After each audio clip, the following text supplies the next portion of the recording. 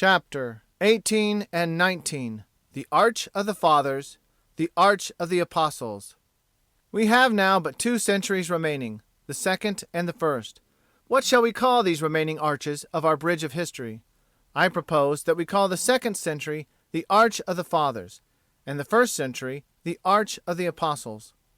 I propose now that we take our steps more slowly and very circumspectly. If we miss the object of our search through haste, our journey will have been spent in vain, and our time thrown away. The Arch of the Fathers. Pray, who really were the Fathers of the Church, as they are called? Some of you will ask. The reply is that they were the believing writers on the facts of the Christian history and the teachers of its doctrines from the time of the last of the apostles to about the 7th century. Some called Theophylact, who lived in the 10th century, the last of the apostles. But after the time of the first Pope Gregory the Good, as I have called him, you may consider the catalogue closed. And of these, the fathers who lived and wrote in the 2nd and 3rd centuries are the most important to our inquiry. You will see how important the memory of the fathers is to us when I rehearse to you the substance of a note on one of the pages of a biography that young Christian men should read. The Lives of the Haldanes. The brothers Haldane were wealthy Scottish gentlemen, at the beginning of the present century, who became evangelically pious, and performed great and good service in the Christian world. The note I refer to in that book relates how Dr. Buchanan was dining with a literary party at the house of the father of Sir Ralph Abercrombie, the general who died in Egypt, when a gentleman in the company put this question to them: If every copy of the New Testament had been destroyed at the end of the 3rd century, for it was then, you will remember, when Diocletian was engaged in his nefarious attempt to extinguish the book, whether it could have been recovered again from the extracts made from it in the works of the fathers of the 2nd and 3rd centuries. The question startled the company, but none could answer it. 2 months afterwards, Dr. Buchanan says he called on Sir David Dalrymple, or Lord Hailes, as he was called, the Scotch judge, and he pointed to a table covered with books and papers, and said, "Look at these. You remember the strange question about the Fathers and the New Testament, which was put by one of the company at Mr. Abercrombie's 2 months ago?" Dr. Buchanan said he remembered it well. "That question roused my curiosity," said Sir David Dalrymple, "and as I knew I possessed all the extant fathers of the 2nd and 3rd centuries, I commenced the search, and, up to this present time, have found the entire New Testament, all but 11 verses."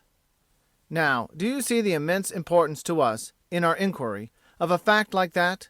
That in the extant writings of the fathers of the 2nd and 3rd centuries the entire New Testament, except 11 verses, can be found in the form of quotations? Remember that we have lost many of the works of the fathers in those centuries, and think the more of this important fact. What does it lead us to conclude? That the Christians of those centuries valued the New Testament very highly. R. Chillingworth says, "The Bible is the religion of Protestants." But the New Testament was the religion of the early Christian church. They must have fed upon it as their daily and hourly spiritual food. They must have quoted it in their prayers and conversations, as well as in their letters and sermons and homilies and commentaries. It must have been very precious to them. 3 of the most eminent of the fathers were living within the last quarter of the 2nd century, which will take us back to the year 175, a year that I want specially to fix in your memories. The fathers I mean are Tertullian, Irenaeus, and Clement of Alexandria. Tertullian ascribes the 4 Gospels to Matthew, Mark, Luke, and John. In his extant works he makes 2,500 references to the New Testament. 700 of these are references to the Gospels, and 200 of these again are to John's Gospel. He quotes from every chapter of Matthew, Luke, and John. Irenaeus also attributes the 4 Gospels to Matthew, Mark, Luke, and John. In his extant works he makes 1,200 references to the New Testament. 400 of these are references to the Gospels, and 80 of these again are to John's Gospel. Clement of Alexandria also calls the 4 Gospels by the names of Matthew, Luke, Mark, and John, for that is the order in which he places the evangelists. He makes 320 references to the New Testament in his extant works, which are few compared to those of Tertullian. I said just now that I wish to impress the memory of the year 175 on your minds, and I want now to begin to show you the reason of it.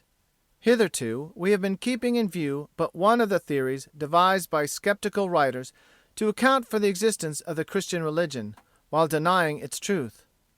The Sun theory, that theory of Sir William Drummond and Godfrey Higgins and Dupuy and Volney, which was popularized in London over 40 years ago by the Reverend Robert Taylor, or as Henry Hunt styled him, the Devil's Chaplain. Let us now look at the more modern theory, which has destroyed the popularity of the Sun theory with many of the skeptics of our own time. The mythical theory of Strauss and Renan, for although there is great difference in the spirit and manner of the German and French theorists, I think we may well consider them together.